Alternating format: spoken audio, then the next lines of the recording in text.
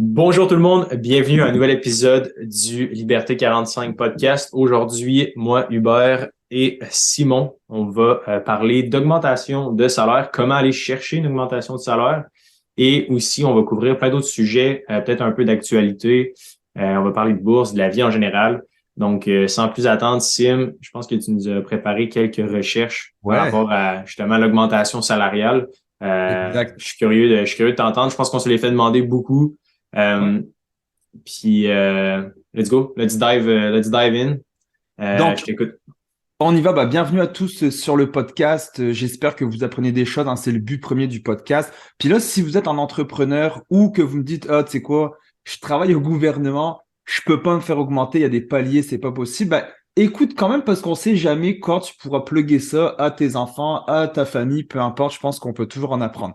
Ou un Pour la ami, mise ouais. en contexte, plusieurs le savent. Moi, j'ai travaillé depuis 2014 en recrutement. Mais là, ma première vraie job professionnelle, c'était chez Randstad, donc qui est la plus grosse firme en recrutement au monde. Moi, j'étais dans la partie recrutement permanent, donc le long terme, les postes permanents en finance comptabilité.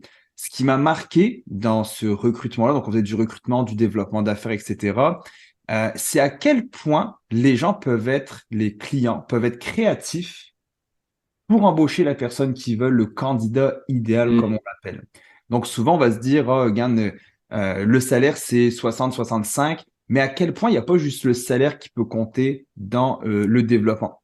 Right. Donc, en gros, juste pour mettre la table, j'ai fait 3 ans, à peu près 3 ans et demi chez Randstad en finance comptabilité dans les postes permanents. Par la suite, je suis allé chez Manpower, qui est la troisième plus grosse firme. Là, c'était en tant que directeur régional. Donc, je gérais tout ce qui était tous les recruteurs, les développements d'affaires pour tout ce qui était la Montérégie, l'Estrie, la grande région de Montréal. Donc, j'avais quand même pas mal d'employés. Et Manpower, c'était surtout le B2B, pas mal PME. On avait beaucoup de PME, à l'inverse de Manpower, où là, on était énorme, où c'était plusieurs des Mhm. comptes nationaux comme Cascade, DHL, Purolator, etc. Une partie de nos contrats. Ouais, c'est Donc, quand même fou, Sim, excuse, tu sais, de ouais, voir à vas-y. quel point, tu sais, oui, je pense qu'il y a plusieurs façons de faire de l'argent, évidemment, de devenir entrepreneur. Clairement, émotionnellement, c'est un roller coaster. Oui, tu peux avoir un gros outcome, c'est super stressant. Oui, c'est certain que les side hustles, ça peut être valide aussi. L'investissement en bourse, plus actif également. Mais je me suis rendu compte qu'au fil du temps, tu sais, tous les invités qu'on a eu sur le podcast, tu sais, il y en a beaucoup que, tu sais, d'augmenter son salaire, des fois, ça peut paraître quasi impossible, mais en réalité, c'est souvent là que tu peux aller chercher une espèce de low hanging fruit, là, Ouais. que c'est comme, tu sais, de passer de 60 à 70 000 versus se partir un nouveau side hustle from scratch, prendre 5 6 mois, tu sais, d'aller pour aller chercher un revenu potentiel supplémentaire versus en un mois, faire exactement la même chose, avoir un peu plus de responsabilité, puis un 10 000 de plus en fin d'année. J'ai l'impression que c'est un truc que je trouve que les gens overlook, puis ils se disent, ah, tu sais, c'est impossible pour moi, mais je suis curieux d'entendre tes trucs. Je pense que D'ailleurs, tu sais, c'est super bon ce que tu dis. Est-ce que tu savais combien d'employés, combien de pourcentage d'employés font une demande d'augmentation de salaire? Tu sais, ils vont voir leur boss pour leur dire une augmentation. As-tu une idée à peu près combien? j'irais au moins la moitié, 50%. On est à peu près à 29% des Wow. employés qui font une demande. Et ça, c'est pour les hommes. Pour les femmes, c'est 24% des femmes qui font une demande pour une augmentation. Moi, je trouve ça très faible, hein, personnellement, là. Je C'est sais pas fou pour quand toi. même. C'est une personne sur trois qui le demande. Le deux tiers des gens le demanderont juste jamais. Ouais. C'est crazy. Donc, bref, on commence, hein, je l'ai fait sous forme d'étapes. Si vous avez papier, crayon ou prenez des notes, c'est super intéressant. La première chose à faire, puis je vais aller quand même dans le détail, puis vous connaissez ma façon de parler un peu sans filtre, c'est de faire une introspection. C'est vrai qu'habituellement, plusieurs personnes ont tendance à se voir un peu meilleur qu'on est, puis c'est bien, des fois c'est bien de se valoriser, mais ça prend aussi des choses factuelles. Donc, avant de demander ton augmentation, je vais faire comme si je te parlais, Hubert, OK?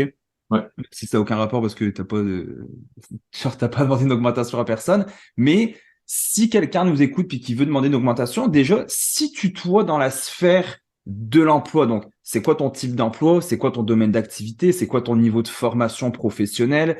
Ouais, dans la région où est-ce que tu habites? Si tu es au cœur de Montréal versus si tu es en région, les salaires sont pas égaux. Tu as l'expérience aussi qui rentre, combien d'années d'expérience, tu as ton niveau d'anglais, puis des petites choses bébêtes, mais ce que tu as fait, on va dire, extrascolaire. Est-ce que tu as des choses que tu fais en passe-temps? On a reçu des gens justement sur le podcast qui ont leur job de 9 à 5 puis qui se sont partis des projets. Ça peut toujours aider, tu sais, un peut aller avec l'autre, ça peut s'embriquer, puis ça peut donner aussi à tes décideurs de se dire, ah, bah, la personne fait d'autres choses, elle a d'autres passions, elle fait d'autres choses dans sa vie.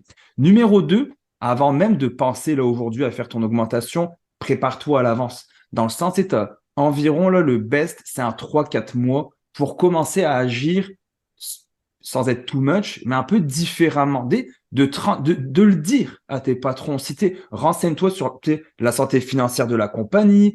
Je sais que là, vous allez me dire, oh, c'est pas mon problème, la santé financière, mais à un moment donné, si tu veux faire partie, entre guillemets, si vous êtes sur YouTube, de la sphère un petit peu supérieure, des décideurs, bah, tu dois comprendre les termes. Tu dois parler le langage des gestionnaires. Je te dis quelques termes que Hubert, toi, tu connais, mais faudrait qu'à un moment donné, dépendamment le poste, même si tu me dis, je suis soudeur, puis je veux passer chef soudeur, ben à un moment donné, c'est bien de comprendre certains termes de ceux qui vont te donner l'augmentation. C'est quoi la marge brute, le profit, les revenus, les bénéfices nets? C'est quoi le coût des marchandises qu'on a ou le coût le coût des services qu'on offre, les charges salariales, la masse salariale, les frais fixes? Tu sais, souvent on va dire, oh, mais je fais 50 000, donc je coûte 50 000 à la compagnie. Mais non, la compagnie, elle a des charges, donc c'est pas, ça se parle pas, Ouais. c'est pas pareil.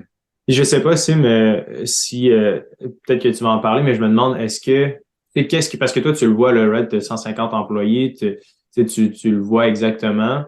Quand quelqu'un vient déposer une demande d'augmentation, tu sais, qu'est-ce qui te fait dire oui, toi, personnellement, puis qu'est-ce qui te fait dire non? Moi, personnellement, on fait des rencontres annuelles. Donc, à chaque année, ils ont une augmentation. Nous, c'est fait comme ça. J'ai eu dernièrement une personne qui m'avait demandé une augmentation. Puis, j'y vais un petit peu plus loin que je l'explique, mais je vais te le faire vu que tu me poses la question. Je lui avais dit à la personne, bah, qu'est-ce qui justifie que je te fasse une augmentation? Parce que ton emploi n'a pas changé. Ça fait pas assez longtemps que tu es là pour que j'ai vu une amélioration. Puis nous, on build, tu sais, on facture à nos clients. Donc, je peux vraiment faire une corrélation de qu'est-ce que tu as apporté, ça a été quoi ta plus-value dans l'entreprise. Et là, il y avait rien. Puis elle m'a dit, ah, mais pour tout ce que je vais faire plus tard. Et c'est un petit peu dans les erreurs. À la fin, je vais dire les erreurs à ne pas faire. Et dans les erreurs à ne pas faire, c'est ça, c'est juste de parler du futur quand tu encore rien fait pour, euh, pour justifier une augmentation. Donc moi, quelqu'un qui a fait, puis j'en parle après, justement, c'est là, j'en parle là, c'est déjà, premièrement, c'est d'en parler avant à ton employeur. Petite histoire courte, quand j'étais chez Manpower, je l'ai déjà raconté, quand je suis arrivé en 2018, j'étais une personne vraiment normale, recruteur développement 360. Quand je suis arrivé, la directrice a donné sa démission la journée même où je suis arrivé. Je suppose que c'est parce qu'elle m'aimait pas, qu'elle aimait pas mon accent, mais elle est partie. L'autre personne, elle est partie aussi, une deuxième démission, et l'autre personne était en congé pour maternité, elle est partie quelques jours après. Je me suis retrouvé tout seul. Et mes boss, le vice-président, passaient les entrevues de directeur. Et moi, je me suis dit, Ed, c'est quoi? Ils voient que je suis là, ça fait 2 mois que je travaille, que j'ai pris la succursale à cœur, ils vont me proposer la job. Non, non, non, ils ne me proposaient pas la job. Donc, un de mes amis m'a dit, demande-leur. Donc, j'avais déjà raconté, mais je leur ai fait une lettre et je leur ai dit, je veux la job de directeur. Le pire qui aurait pu arriver, c'était qu'ils me disent non. Et finalement, ils m'ont dit oui. Puis après ça, bon, bah, je C'est l'ai quoi dit. qui était dans la lettre, hein, juste pour parce que je pense que c'est quelque chose que les gens c'est pas parce que, mettons, l'entreprise, j'ai l'impression qu'ils recrutent pas ou qu'il n'y a pas de poste d'affiché que tu peux pas te tailler une place, mettons, au sein d'une organisation ou tu sais, Guillaume, c'est un bon exemple quand il a rejoint notre équipe. Il nous a Exactement. juste écrit puis il a dit écoute, je suis prêt à l'essayer. Puis je trouve que moi, personnellement, tu sais, ce que je trouve intéressant, c'est le fait aussi que quelqu'un a un plan de match. Tu sais. Il y a oui, je veux donner plus de temps, je suis prêt à m'impliquer, mais tu sais, j'ai l'impression qu'en tant que décideur ou la personne qui va te dire oui ou non s'il te donne un 10 000 de plus par année, c'est est-ce que tu as un plan de match? Tu sais? Je pense que, puis je sais pas si me corrige-moi, tu sais, j'ai fait quelques recherches sur le sujet aussi parce que ça m'intrigue. Parce que tu sais, il y a beaucoup de gens qui viennent nous voir à travers le bootcamp et tout, tu sais, qui disent c'est quoi les options qui s'offrent à moi pour tu sais, augmenter mes revenus. Puis ça, c'en est une qu'on explore, tu sais. Puis souvent, c'est d'arriver avec un plan de match détaillé, voir son employeur, tu sais, 3 mois en avance, puis de dire OK, ben check, voici mon plan de match. Mon but, c'est d'aller voir X nombre de clients ou d'augmenter ma productivité de X%. Ça ramène, mettons, 20 000 de plus pour l'entreprise. Puis moi, tout ce que je demande au bout de 3, 6 mois, si le plan de match a été suivi puis qu'il fonctionne, ben c'est une augmentation de 10 000 $. De toute façon, j'ai généré un 20 000 supplémentaire pour la business. J'ai l'impression, puis là, c'est un peu bâclé, puis c'est un peu fait à la va-vite, mais j'ai l'impression que ça versus juste demander une augmentation de salaire pur et dur, il y a pas mal plus de chances que ça convertisse en un sens. Je sais pas, là, mais... Ouais, tu as 100% raison là-dessus, mais je vais y venir après, parce que je veux vraiment y aller dans un ordre logique là, euh, Mhm. de la préparation. Moi, dans ma lettre, personnellement, c'était ce que j'avais fait depuis les 2 derniers mois, parce que j'ai demandé le Nice. poste de direction après 2 mois. Donc, c'était de leur dire que je suis déjà en train de le faire par intérim, sans que personne me l'ait demandé, j'ai pris les devants. Ouais. Donc, c'est un petit peu ça qui a fait pencher dans la balance, puis que j'étais là pour rester, que j'aimais ça, que j'étais quelqu'un de fiable, que j'avais passé déjà chez Randstad plusieurs années, que j'avais déjà vécu la grosse entreprise, en fait la première entreprise mondiale. Donc, c'était un petit peu ça que j'en avais parlé. Puis, pour venir au point, c'est que faut en parler. Ton employeur, faut que tu lui dises, tu peux pas, c'est plus vrai maintenant, en tout cas, généralement, que quelqu'un va te dire, hey, t'as l'air vraiment bon, je t'embauche. Faut que tu fasses le premier pas. Donc déjà, dis-le que tu veux évoluer, tu es à 3 mois là. Prends des projets supplémentaires. Tu sais, un employeur, à un moment donné, il faut aussi que ça vaille la peine. Tu sais, si tu fais la même job pour une augmentation pour une augmentation, si c'est des augmentations annuelles, fine. Si c'est parce que c'est pas une augmentation annuelle puis que tu veux faire plus, bah, montre que tu es en train de prendre des projets supplémentaires. Tu sais, des trucs bêtes. Chez Randstad, moi, j'avais fait un lunch and learn pour ceux qui parlaient pas anglais. Tous les jeudis, on devait parler anglais à midi. On avait le dîner gratuit. Fais des activités d'équipe. Invite un conférencier. Tu sais, moi, je connais un super bon gars, je sais pas si tu connais, il s'appelle Simon Boukoras. Il fait des conférences dans les entreprises puis dans les écoles sur la finance personnelle. Invite-le, tu sais, crée un petit peu un engouement. Fais des choses qui sortent de ta boîte que tu as été fait pour ton travail. Aussi, on va y venir après, mais même si dans ton entrevue ou bref, ton augmentation n'est pas approuvée, ne boude pas, bien entendu. Au moins, ils vont voir que ils vont avoir une vision. Quand il y a un projet qui va arriver sur la table, peut-être un nouveau contrat, peut-être qu'ils vont acheter une compagnie ou bref, mais ils vont penser à toi, ils vont déjà t'avoir en arrière de la tête de dire, c'est vrai, Hubert m'avait dit qu'il voulait évoluer, peut-être qu'on pourrait l'essayer. Peut-être que ça va prendre 1 mois, 6 mois, 1 an. Tantôt, je te disais, il n'y a pas que le salaire qui existe dans la vie. Je vais t'expliquer un petit peu, nous, chez Randstad et Manpower. Manpower, c'était que des grosses compagnies. Donc, ils avaient des structures. Souvent, ils étaient syndiqués. Donc, tu sais, c'était pas facile. Mais il y avait d'autres choses. Les entreprises, maintenant, peuvent avoir un salaire fixe et une part variable. C'est pas tout le monde qui le sait, mais tu peux avoir un salaire fixe et une part variable. C'est pas un bonus, c'est une part variable qu'ils peuvent te mettre selon les barèmes. Tu peux aussi avoir la bonification. Donc, s'il n'y en a pas, tu pourrais en demander est-ce qu'il y a possibilité d'avoir des bonifications. Pour une job, tu pourrais demander aussi la structure salariale. Tu sais, là, tu es en train de faire une interview, une entrevue pour une job. Bah, avant de prendre la job puis qu'on te propose des bonus, je fais juste la parenthèse sur les bonus. Regarde un petit peu c'est quoi les antécédents des bonus. Est-ce que c'est toujours versé? Ça fait combien de temps que ce système de bonus existe? Je nommerai pas la compagnie pour laquelle j'ai travaillé, mais ils avaient changé en plein milieu les bonus parce que les gens commençaient à en faire pas mal et ils ont changé la structure des bonus pour en payer moins.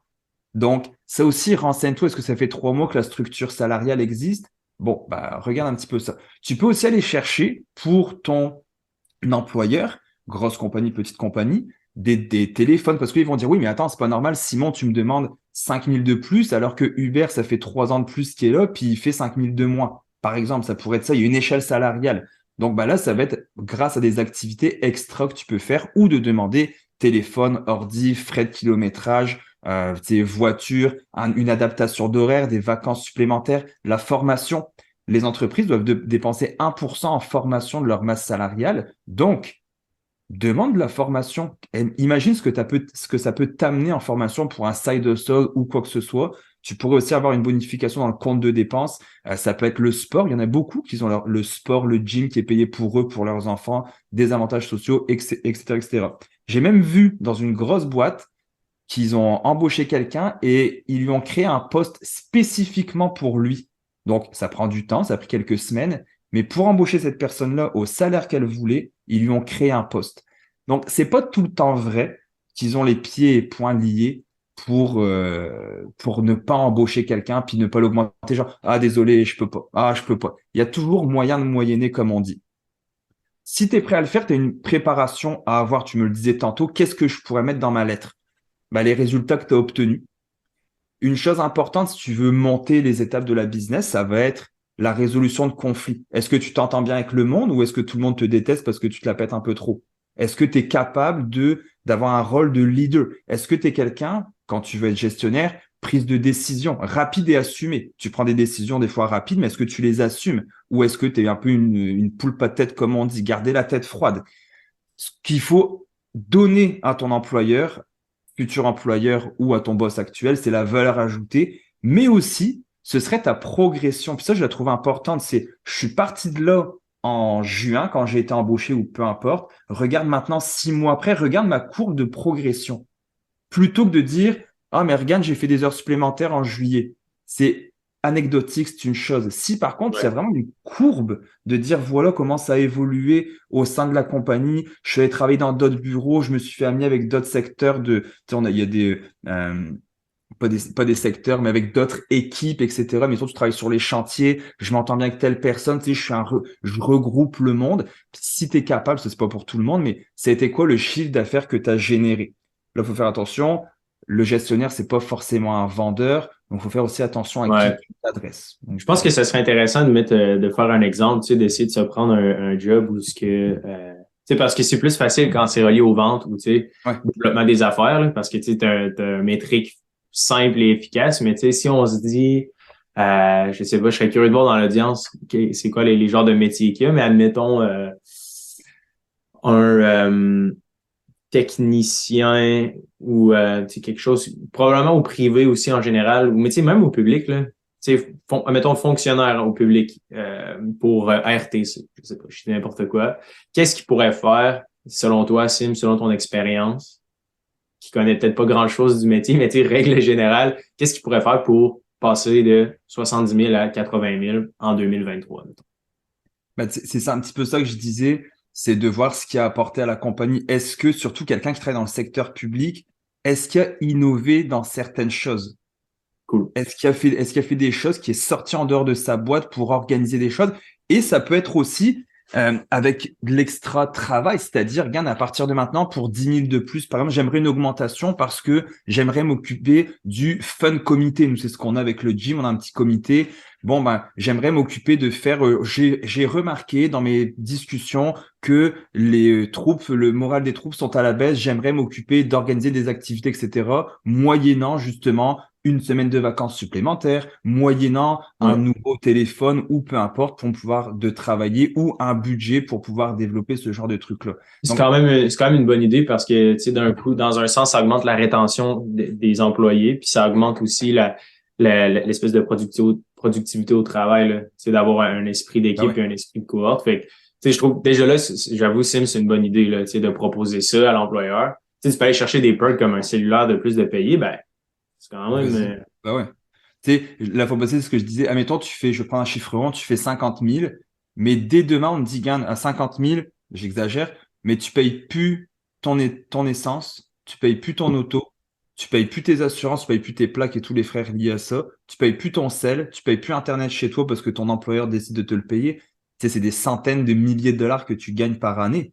Tu sais, oui, tu les as pas, ils ne déposent pas dans ton compte, mais c'est des économies, donc faut pas le négliger. Maintenant, là, il y a le timing. Là, c'est une chose que la majorité des gens font mal parce que les finances, c'est émotionnel. On le voit sur nos réseaux sociaux. Il y a beaucoup d'émotions quand ça a trait aux finances, à l'argent. Donc, le timing, tu sais, si tes résultats sont pas bons, là, attends peut-être un petit peu d'être sur une bonne run de bons résultats. Tu sais, tantôt, tu as dit technicien, puis ça m'a fait penser un peu à un technicien chez Vidéotron. Pourquoi il demanderait?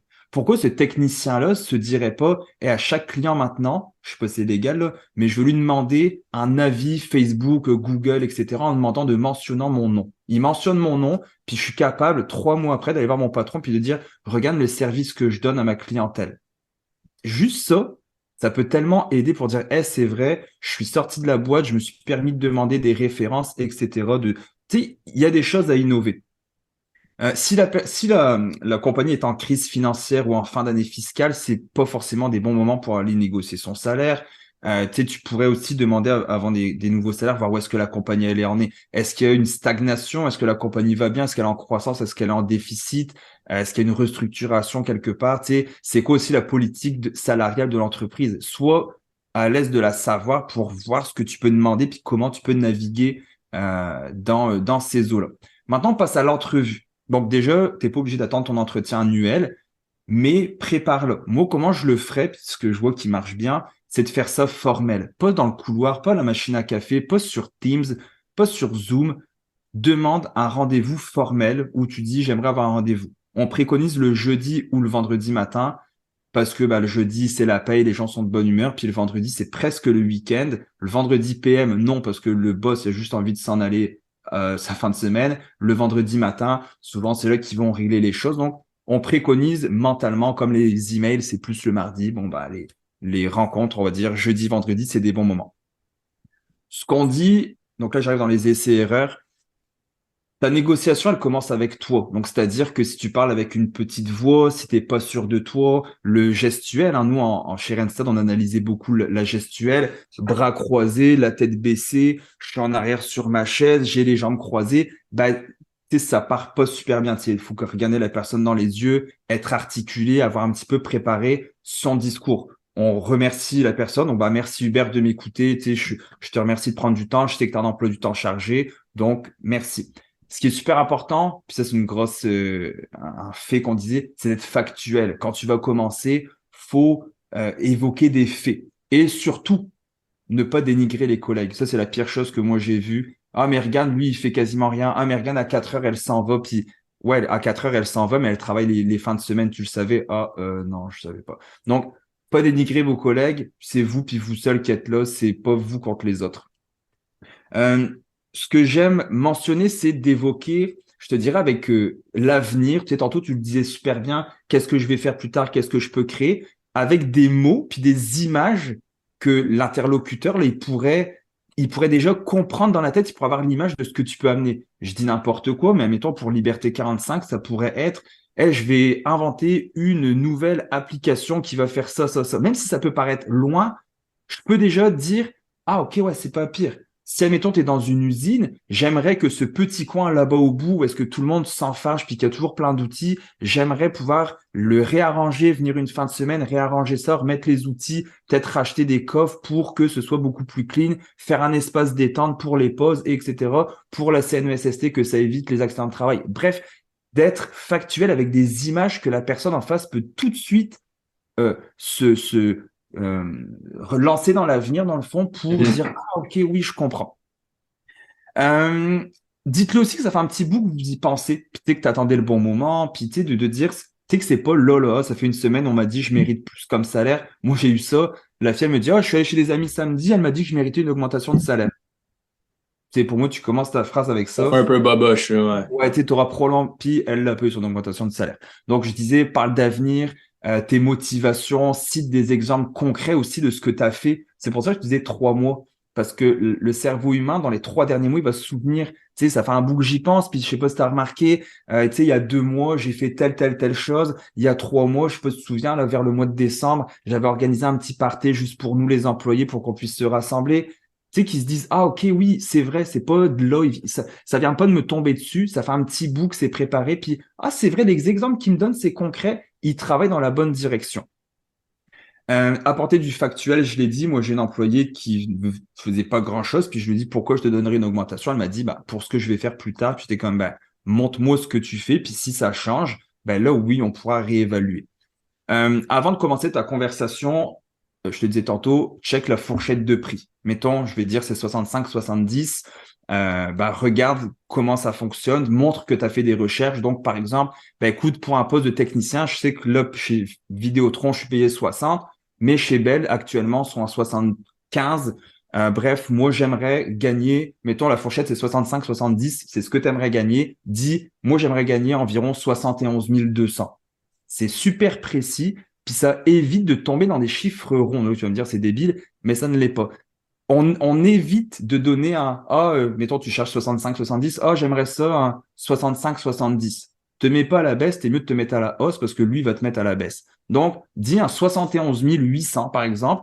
Comme ça t'as fait des recherches, puis tu t'as fait une moyenne. Bah, écoute, c'est 71 800, Eric, c'est la moyenne pour les postes que j'ai regardé de mon genre, avec le calibre, les années d'expérience, puis t'es un petit peu de l'amener comme ça. Ensuite, c'est sur quoi tu veux focaliser pour, je sais pas si ça se dit en français, focaliser, mais ton amélioration continue. C'est un petit peu comme ça que je le vois, c'est comment tu peux montrer à ton employeur que tu es déterminé à aller le chercher. Et puis ça marche si tu changes de job, puis que tu es en face d'un recruteur ou que tu es en train de passer ta dernière entrevue pour avoir le poste, puis que tu es en compétition sur d'autres mondes. Dis-leur un petit peu sur quoi tu travailles pour te rendre dans 1 an, 2 ans, 3 ans. Sur quoi tu veux travailler pour te rendre encore meilleur pour eux. Puis il n'y a rien de mieux que des exemples plutôt que de dire, ça peut être des livres que tu as lus. Écoutez, en ce moment, je suis en train de lire ça. Moi, mon objectif, c'est de lire plusieurs livres sur le développement personnel, sur les finances, sur la gestion d'entreprise, etc. Et là, ça montre que tu es encore, en fait, tu es en cheminement. C'est-à-dire que tu n'es pas à l'arrêt, tu es en train d'avancer continuellement. Si je termine, Hubert, si tu n'as pas de questions, je vais terminer avec les erreurs à éviter, tout simplement. Ouais. Décision hâtive.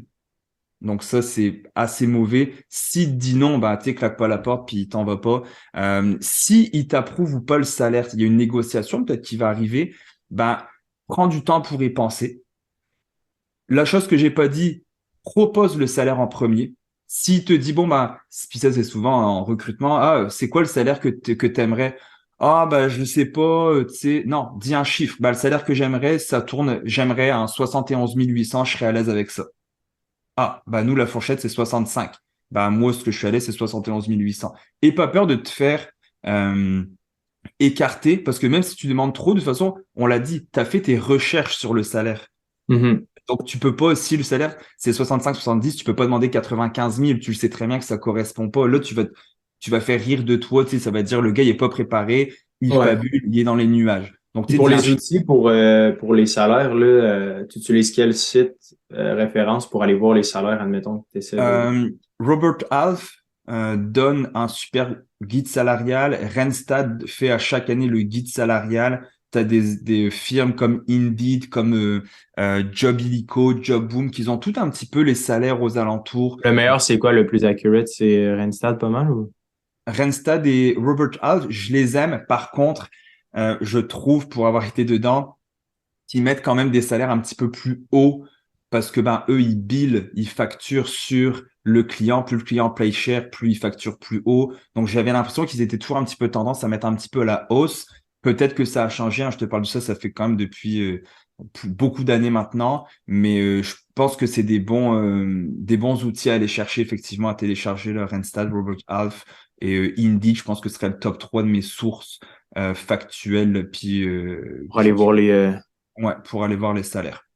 Ouais, on va mettre les notes. Je vais essayer d'aller le chercher puis de le Moi, mettre. je pourrais te les envoyer aussi, j'en ai pas mal sur LinkedIn. Puis, autre chose, créez-vous un réseau de contacts des personnes qui travaillent avec vous. Moi, je suis sur LinkedIn, là, si vous voulez m'ajouter, ça va me faire plaisir de vous avoir dans mon réseau. On sait jamais, on peut aller manger ensemble si ça vous va. Ce matin, j'étais avec Jimmy Boudreau, je suis allé manger Ouais. avec lui, qui est venu sur le podcast. C'est la deuxième fois que je mange avec. Puis là, il m'a présenté son associé ce matin.